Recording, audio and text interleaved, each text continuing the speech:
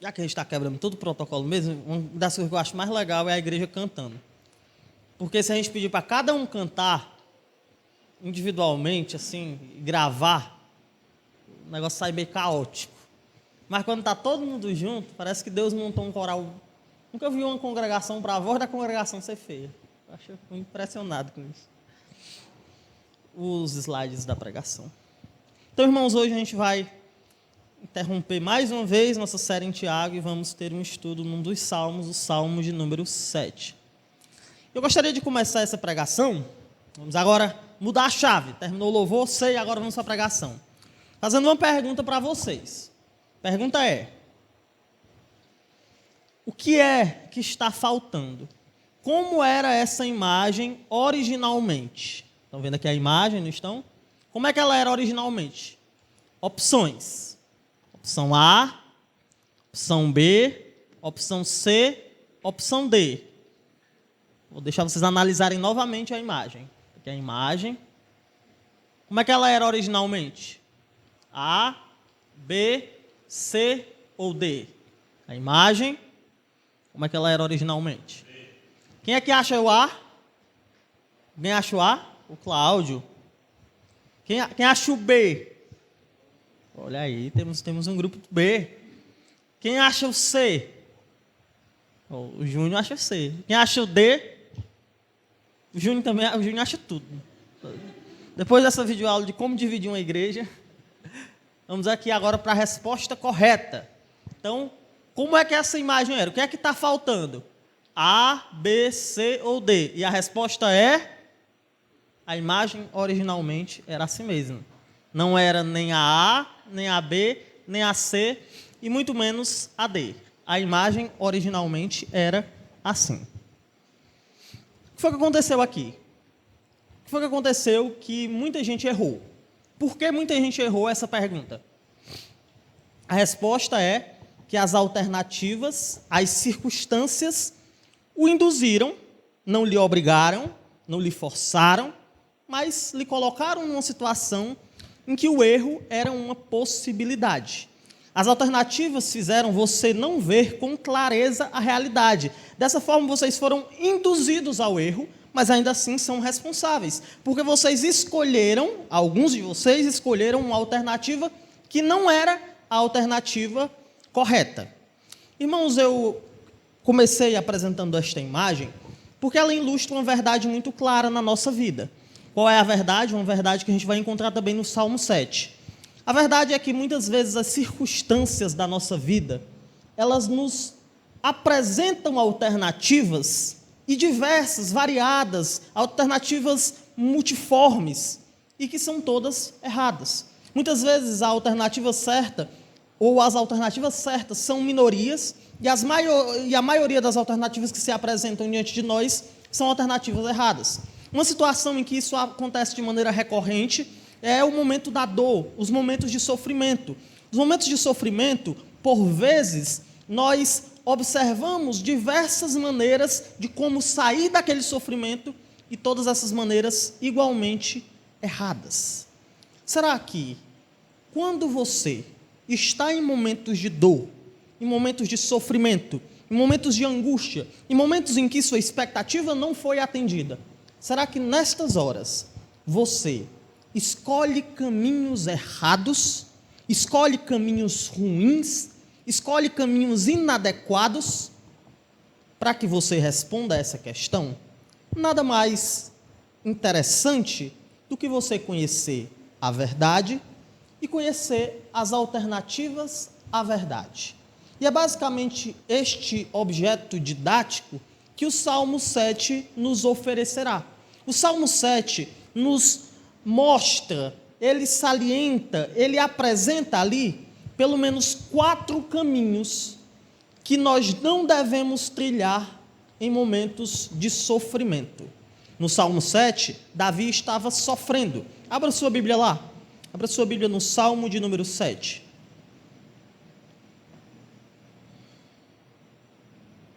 Salmo 7. A primeira frase que você vai ler nesse salmo é o seguinte: canto de Davi, entoado ao Senhor, com respeito às palavras de Cushi, benjamita. Essa palavra canto inicial aqui, ela é uma palavra muito forte nesse texto. Ela é uma palavra que não fala somente do ato de Davi cantar, mas a ideia dessa palavra é uma ideia de movimento. Era um canto oscilante, era um grito de sofrimento, era um gemido, um clamor, um bramido que era apresentado no momento de angústia. Davi aqui, ele enfrentava uma situação muito difícil. Ele era perseguido por um homem chamado, como era o nome do homem? Cushi. Esse homem é um homem muito obscuro na Bíblia, a Bíblia não vai falar sobre ele, mas o fato dele ser descrito como benjamita nos revela o que ele estava fazendo. Então, Cushi, o benjamita. Os benjamitas eram pessoas da tribo de Benjamim. E esse povo, ele não gostava de Davi. Por quê? Porque eles entendiam que Davi era um usurpador. Vocês sabem o que é usurpador? Já ouviram esse nome em algum lugar? A usurpadora, né? A base de vocês é a usurpadora. A Paula Bracho. Não lembro, só me lembro da Marimar. Só assistia Marimar. Usurpadora não assisti, não. Então, esses homens, eles viam Davi como um usurpador, porque eles entendiam que Saul era um rei legítimo e o reinado de Saul foi sabotado por Davi, e Saul, no caso, era um benjamita. Então eles viam Davi como um inimigo e constantemente acusavam Davi de ter feito muito mal a Saul. Não todos os benjamitas, mas boa parte daquele grupo era opositor de Davi. E ao que parece, Cushi tinha passado de todos os limites no que se referia ao caluniar Davi.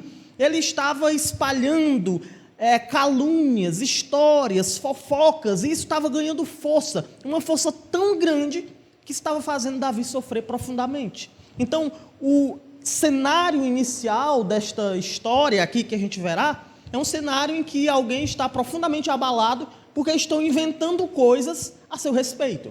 Eu não sei quantos aqui tiveram essa experiência de ouvir pessoas inventando coisas a seu respeito, mas é uma coisa terrível, é muito triste quando você descobre por a boca de alguém que você fez uma coisa. Como assim? Eu fiz isso? Fez, que o fulano de tal me disse.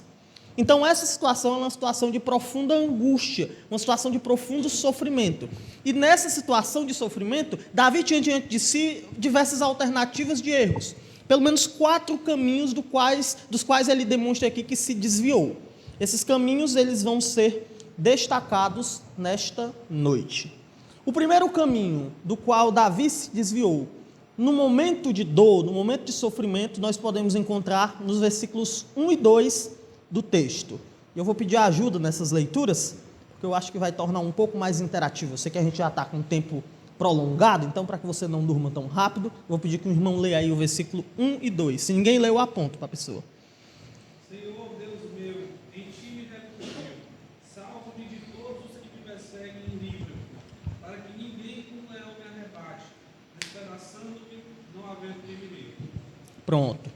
O primeiro caminho que Davi viu diante de si, a primeira estrada, a primeira porta que ele viu e que se apresentou diante dele no momento de dor, e que ele não escolheu, foi a autossuficiência.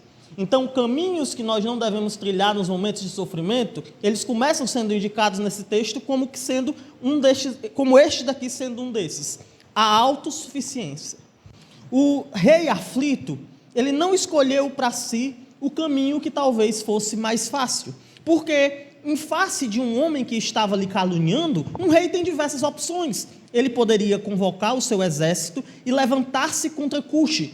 Ele poderia convocar toda a nação, fazer um levante popular para que guerreassem contra o homem que lhe caluniava. Davi poderia ter feito uma aliança com outras nações. Ele poderia ter feito muitas coisas, mas ele não escolheu seguir esses caminhos.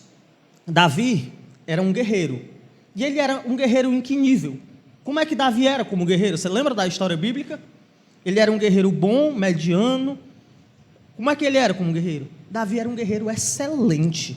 Ele poderia ter partido para cima da casa desse homem e dizer: onde é que ele mora? Cadê o Cushi? Vamos conversar, Cushi. Diz aqui uma amiguinha para ele conhecer a minha espada. Se fosse nordestino, era peixeira. Então, Davi, ele era um homem habilidoso. Ele era um adversário tão formidável que nas batalhas ele era temido. As pessoas temiam Davi, não porque ele era um rei poderoso somente, mas porque ele era um guerreiro espetacular. Era um homem que matava leão, urso, que aparecesse ele matava. Era um bicho bravo mesmo, quase igual a mim, só que o contrário. Então, mesmo diante de todas essas possibilidades, mesmo diante de todas essas alternativas, mesmo tendo várias opções ao seu dispor, Davi escolheu depender de Deus. Ele não se achou suficiente. Ele não achou que as armas que ele tinha no seu arsenal eram o que ele precisava para vencer. Mas Davi escolheu se refugiar em Deus, e é por isso que ele diz: Senhor Deus meu, em ti me refugio. Salva-me de todos os que me perseguem e livra-me. Aquele homem que tinha tudo para confiar em si mesmo, que tinha tudo para tentar travar suas próprias batalhas, esse homem que aos olhos de todos era tão poderoso e que facilmente poderia vencer da ótica humana, esse homem escolheu se esconder. Ele escolheu se esconder em Deus. Ele escolheu depender de Deus. Davi, nos Salmos, constantemente ensina essa lição. Ele ensina que por vezes nós devemos sair de cena e deixar Deus trabalhar, e mais uma vez isso acontece aqui. O rei Davi escolhe depender do Rei dos Reis, mesmo tendo, humanamente falando, condições de lutar.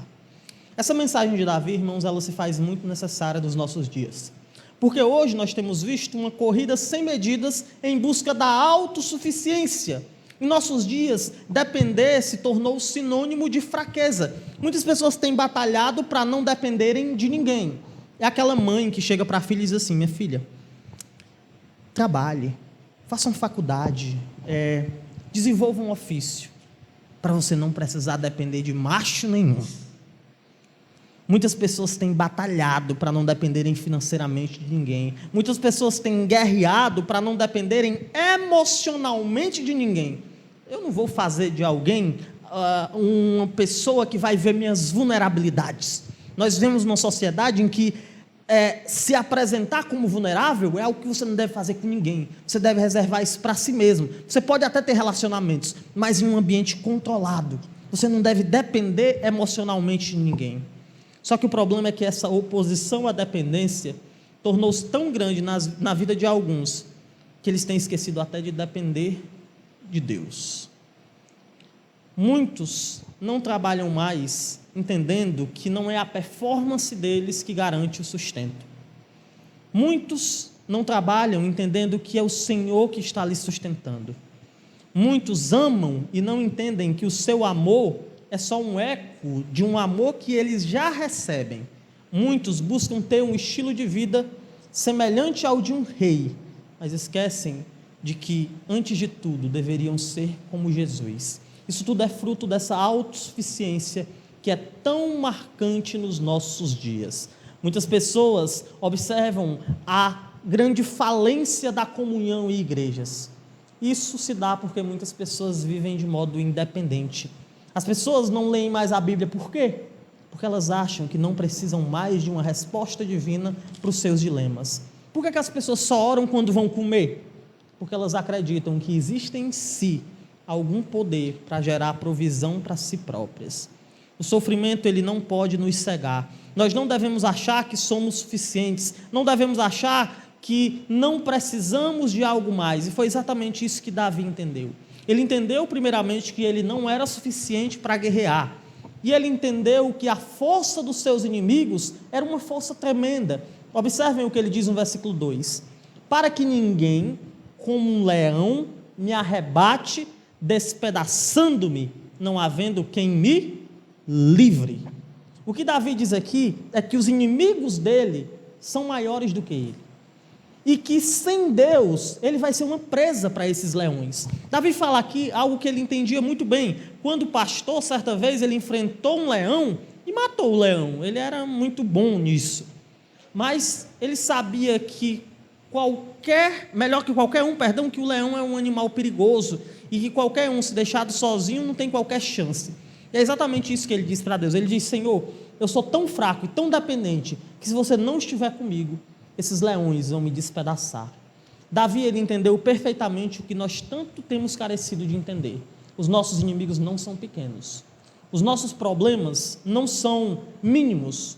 Nossas questões não são questões irrelevantes. Pelo contrário, existem poderosos leões que se levantam querendo nos destruir. E nós não temos a força necessária para enfrentá-los. Olha, irmãos, como isso aqui é importante. Vivemos numa sociedade que prega uma espécie de existencialismo em que você vai encontrar dentro de si uma força em algum momento. É aquele filme que o cara não sabe mais o que fazer, aí as pessoas olham para ele e dizem assim, você consegue. E aí no final ele consegue. E aquele cara que está apanhando tanto que não está conseguindo mais nem ficar em pé, até a bila dos olhos já está vermelha de sangue, e aí ele do nada olha aqui e se lembra do pai dele que morreu quando ele era criança, e aí derrota o cara. Irmãos, nos nossos dias as pessoas não entendem essa nossa incapacidade. Você deve entender claramente isso. Existem problemas na sua vida para os quais você não está preparado para lidar. E esses problemas são numerosos. Os seus inimigos não são pequenos. Mas, por outro lado, você deve compreender que não existe um problema, um inimigo, uma questão que se compare à grandiosidade do seu Deus. Nós não temos forças para matar o leão, mas temos um Deus que é especialista nisso. Nossa história não é sobre a nossa capacidade de caçar leões, nossa história é sobre o leão de Judá. Por isso, no sofrimento, devemos entender que não somos suficientes e devemos depender. Nos momentos de sofrimento, essa nossa inclinação à autossuficiência pode nos afastar dessa atitude dependente que Davi demonstra aqui. Mas nesse momento devemos voltar e saber que não somos nada e sem Deus não poderemos vencer nossos inimigos. Vemos então, em primeiro lugar, que em momentos de sofrimento não devemos trilhar o caminho da autossuficiência. Não vá por esta direção, porque aí o negócio é sério. Um segundo caminho que nós não devemos trilhar em momentos de sofrimento pode ser encontrado dos versículos 3 a 8. Eu peço que um irmão, por favor, por gentileza, leia esse texto para você se acordar aí.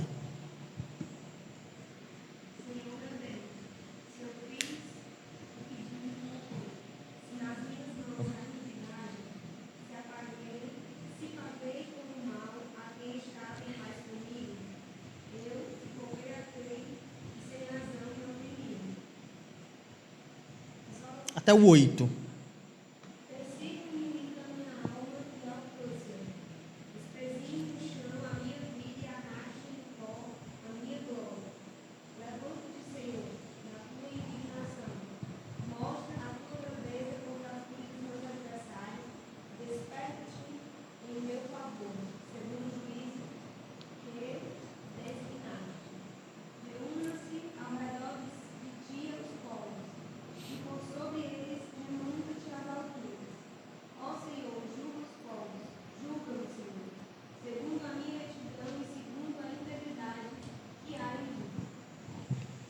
Um segundo caminho que devemos evitar no sofrimento, que esse texto nos apresenta nestes versículos, é um caminho chamado incredulidade.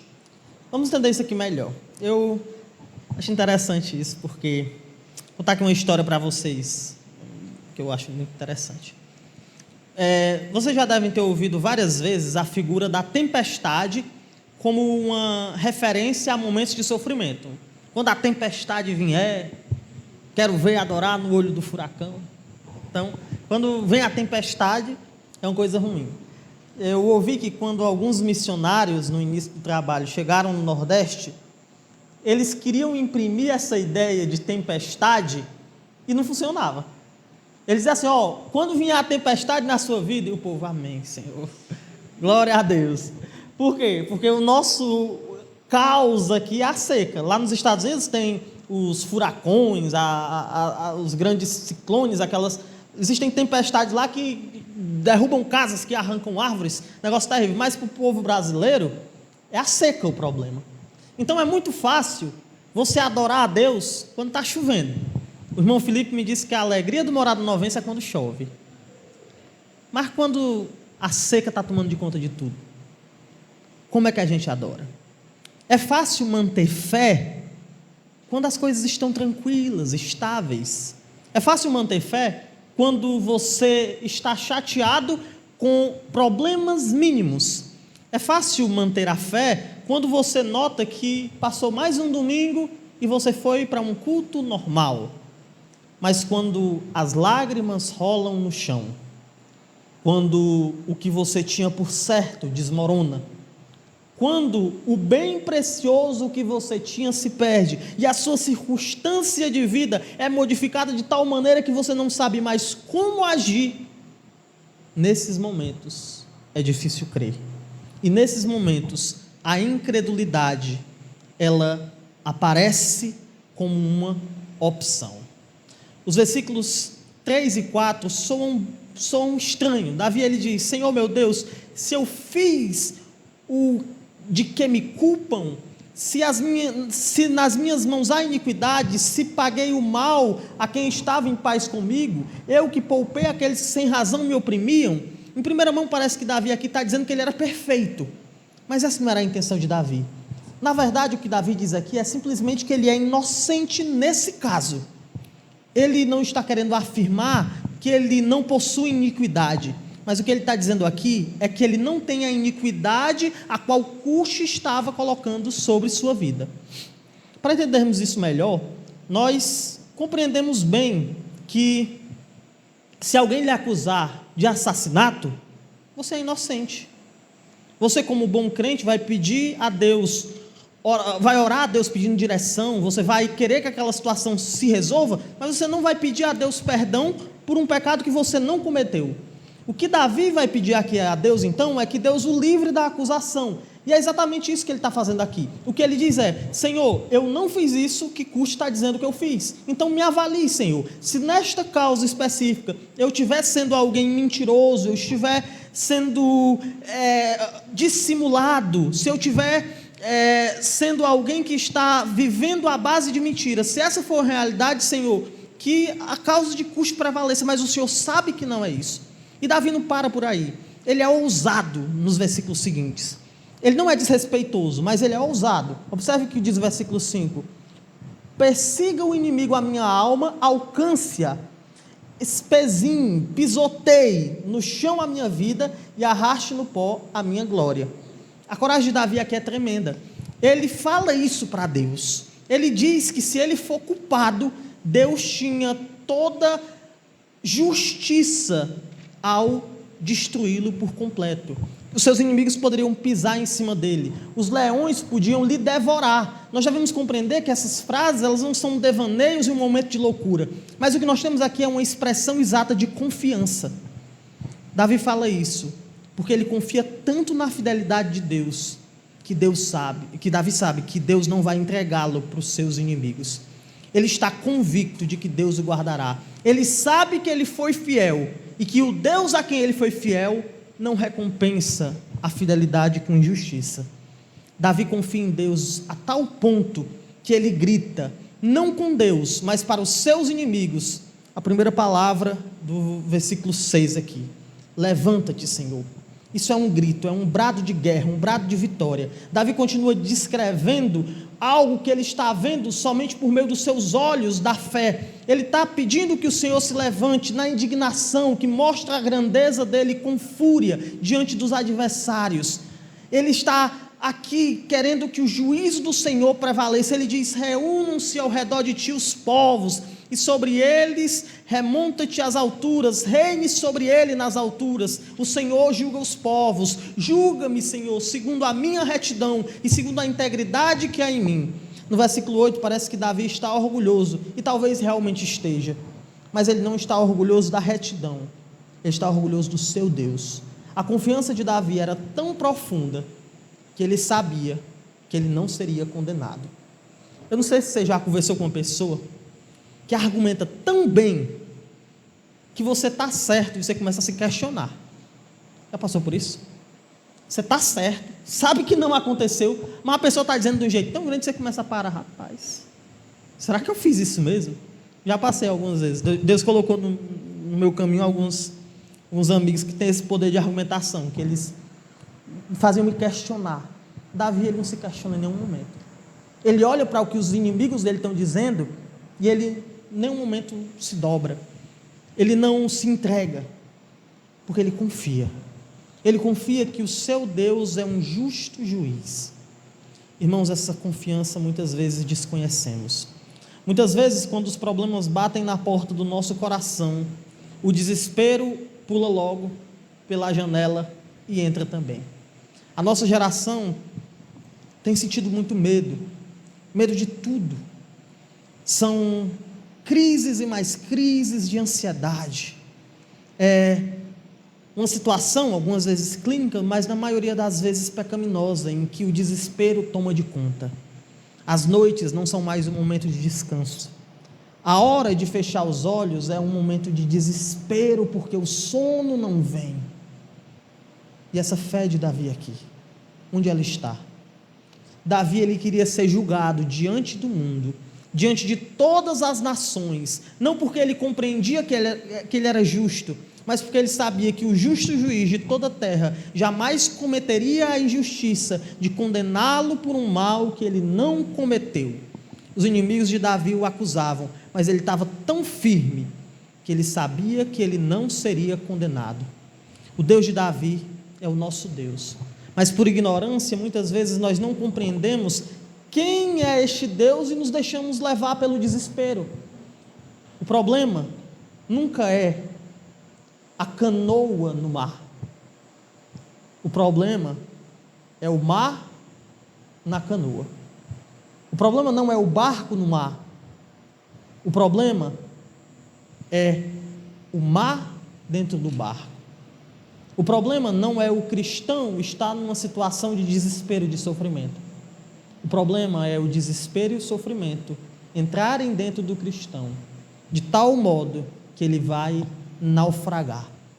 Não podemos deixar o sofrimento cegar os nossos olhos. Não podemos deixar o sofrimento fazer com que a nossa vida se encaminhe para o caminho da incredulidade, mas devemos confiar no nosso Deus. Quando a nossa alma sangrar, quando as lágrimas rolarem, quando ninguém entender você, quando todos se levantarem contra você, quando calúnias marcarem sua história, quando a porta da incredulidade se escancarar e lhe convidarem para adentrar naquela mansão tenebrosa, nesses momentos você deve dizer: confio em ti, Senhor, e eu sei que tu não me desamparará.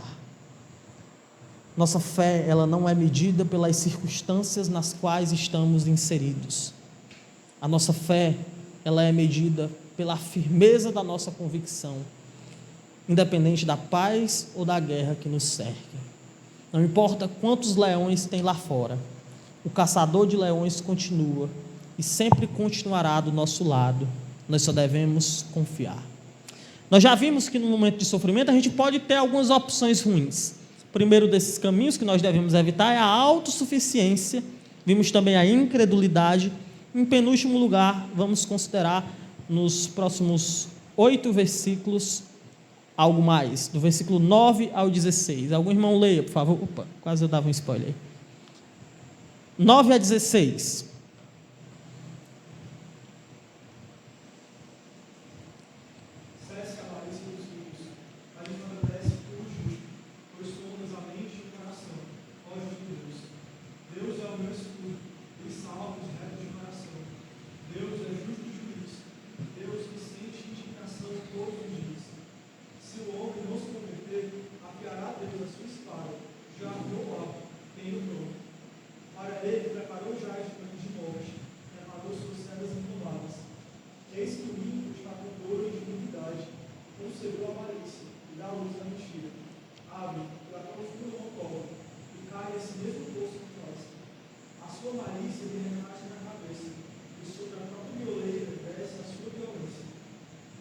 Pronto. No sofrimento, irmãos, além do caminho da autossuficiência, do caminho da incredulidade, nós também não podemos seguir pelo caminho da frustração. No sofrimento a gente não pode escolher este caminho. Davi, ele estava sofrendo por causa dos seus inimigos. Os seus inimigos estavam causando males e aflições à sua alma. E ao que parece, Cuxi, ele estava bem. Se por um lado Davi ele estava aflito, sofrendo, angustiado. Cuxo estava de boa, tranquilo. Deixa eu tentar explicar um pouco melhor aqui essa situação de Davi. Olha essa imagem aqui. Vocês estão vendo essa imagem? Analisem ela aí por uns 15 segundos. O que é que vocês interpretam dessa imagem aí? O que você acha que está acontecendo aqui?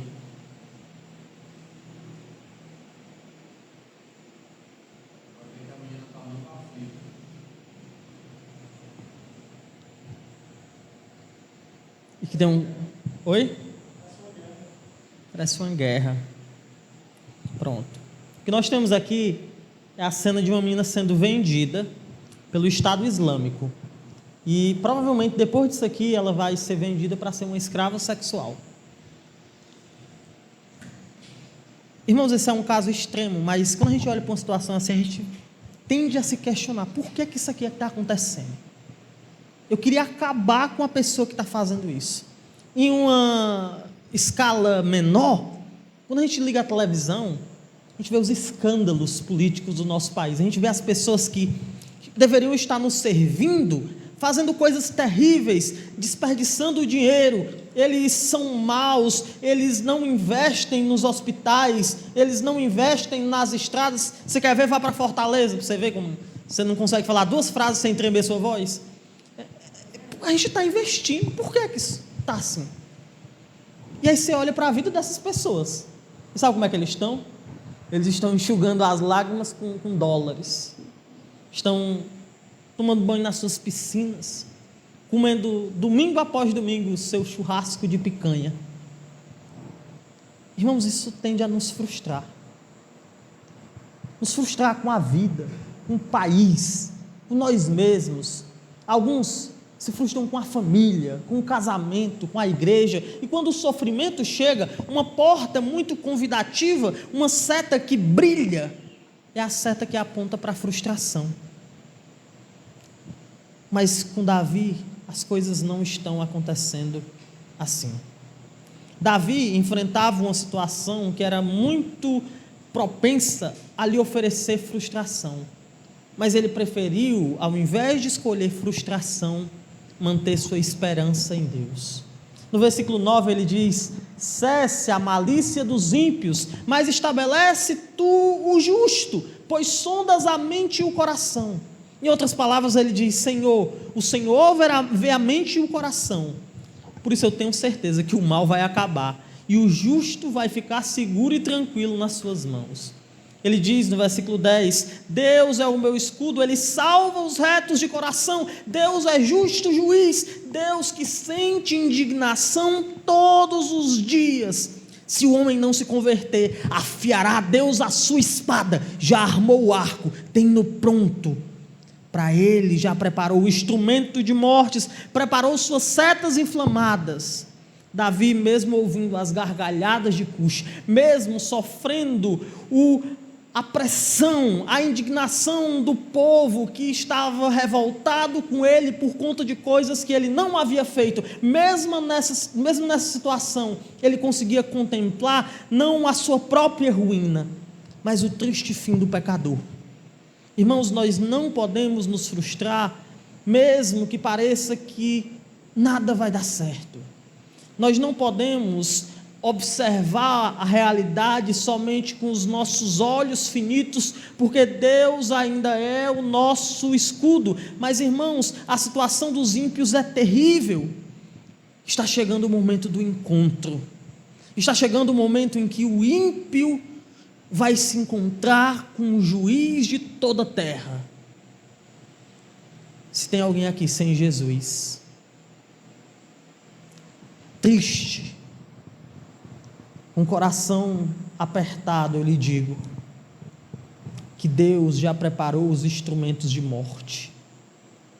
A espada já está afiada, o arco está pronto, as flechas já estão pegando fogo, o dia do encontro se aproxima. O ímpio deve temer, mas por causa disso nós não devemos nos desanimar, Nós não podemos nos frustrar com o mal, porque o mal não triunfará no final. Apocalipse 21:1 diz: vi novo céu e nova terra, pois o primeiro céu e a primeira terra passaram, e o mar já não existe. O mar aí fazia referência na cultura judaica antiga a uma razão de medo, a uma razão de sofrimento, a uma razão de dor.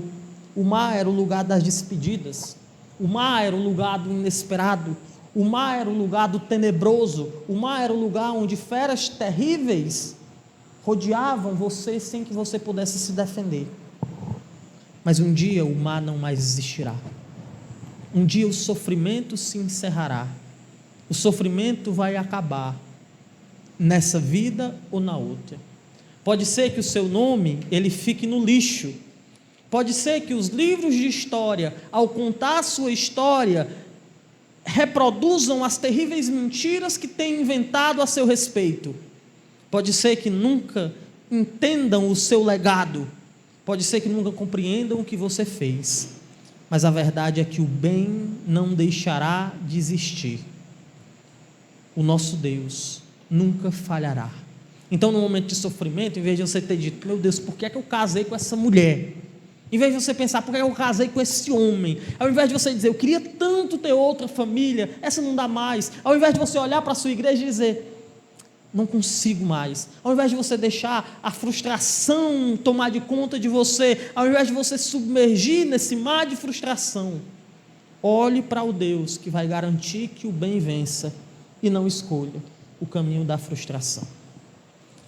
Por fim, ainda temos um último caminho, e esse último caminho encontramos no versículo 17. Alguém pode ler, por favor, este versículo?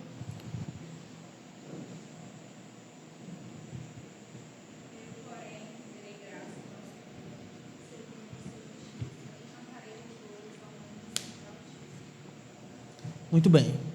Nesse último versículo percebemos que não devemos seguir, além do caminho da autossuficiência, da incredulidade, da frustração, não devemos seguir também o caminho da blasfêmia. Nesse último versículo, a gente percebe essa verdade claramente. Cuxi estava fazendo Davi sofrer. E Davi poderia ter feito o que muitos de nós fazemos quando qualquer sofrimento nos atinge. Ele poderia, como aconselhou a mulher de Jó, ter amaldiçoado Deus. Que Deus é esse que permite que mentiras se proliferem a meu respeito? Que Deus é esse que não faz nada ao passo que a mentira está aumentando no mundo e que sabe qual é a justa causa que tem o desempenhado? Davi, ele tinha diante de si o caminho da maledicência, o caminho da blasfêmia. Ele tinha diante de si o caminho do falar de modo equivocado diante de Deus. E muitas vezes, nos momentos de sofrimento, é esse o caminho que escolhemos. Muitas vezes o sofrimento na nossa vida, ele não é como que um megafone da mensagem de Deus para o mundo, mas ele é uma demonstração da nossa ingratidão com Ele. Assim, a canção que muitas vezes cantamos no sofrimento é uma canção de desonra. Davi, ele não queria esse destino, e por isso ele cantou para o mundo, mesmo quando todos falavam mal, mesmo enquanto sofria, uma canção de adoração. O sofrimento de Davi o levou a adorar. O nosso sofrimento deve nos levar a adorar. Nosso sofrimento deve nos colocar de joelho. O nosso sofrimento deve nos fazer cantar uma canção de louvores a Deus. Mas nós não só devemos louvar a Deus no sofrimento, mas nós também devemos louvar a Deus pelo sofrimento.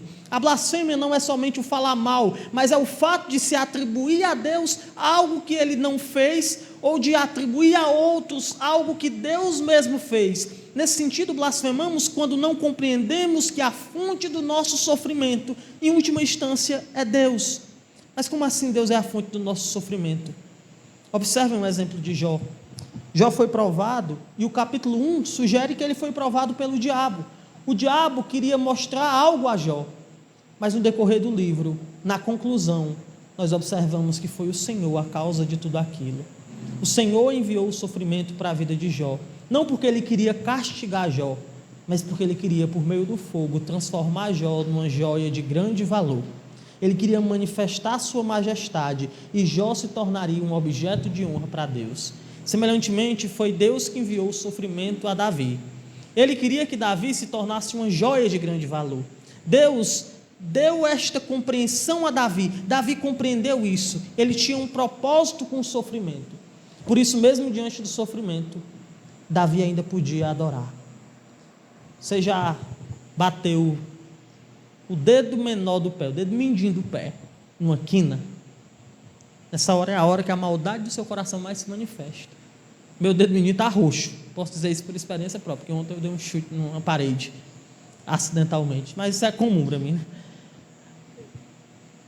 Quando o sofrimento, não nessa escala menor, mas na escala maior, chega na nossa vida, o que é que a gente diz para Deus? O que é que a gente diz sobre Deus? Qual a mensagem que a gente manifesta? No sofrimento, nós não devemos escolher o caminho da blasfêmia, mas devemos seguir adorando o nosso Salvador.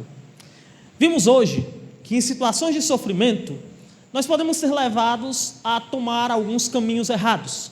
Vimos alguns desses caminhos.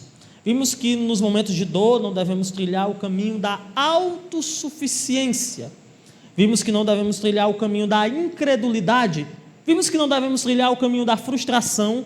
E vimos também, por fim, que não devemos trilhar o caminho da blasfêmia. Eu gostaria agora de mostrar para vocês uma imagem interessante. Essa imagem aqui. O que está faltando nessa imagem? Como é que essa imagem era originalmente? Alternativa A. Quem acha que ela era assim? Alternativa B. Alternativa C. Alternativa D. A imagem era assim. Então, que no momento de sofrimento, você não escolha as alternativas erradas que o sofrimento lhe proporciona, mas que você siga com Deus, louvando, adorando e abençoando o seu irmão, sua igreja, vivendo a vida que Ele tem lhe presenteado. Deus nos abençoe. Amém? Então vamos orar.